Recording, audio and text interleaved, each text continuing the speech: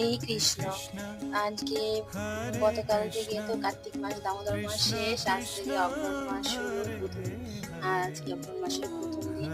তা আমার গাছে আজ কদিন ধরে স্থলপদ্ম ফুটেনি, মানে কি বলবো, এই কদিন একটু স্থলপদ্ম দিলে খুবই ভালো হতো, কিন্তু সে দিতে পারিনি, দিতে হয়েছে, গ্রাম এটা করিয়ে দিয়েছে।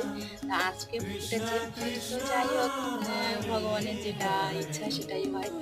সেটা আজকে দিলাম ভগবানের পায়ে অর্পণ করলাম। গাছের স্থলপদ্মটা খুব সুন্দর লাগছে, কত সুন্দর শোভা পেয়েছে। আর আমার ঠাকুরের সব মঙ্গল আরতি করা হয়ে গেছে। আজকে একটু বেলা করেই করেছি, মানে দামোদর মাস শেষ হয়ে গেছে, পরিক্রমায়ও যাব না সেই জন্য। আর আজকে রবিবার, ছেলেমেয়ের স্কুল ছুটি, আমারও ছুটি। তো আমার ঠাকুরের মঙ্গল আরতি করা হয়ে গেছে, ভোগ টোগ সব দেওয়া হয়ে গেছে। ভোগটা তুলে একটু গীতা পড়ে নেবো। রাধে রাধে।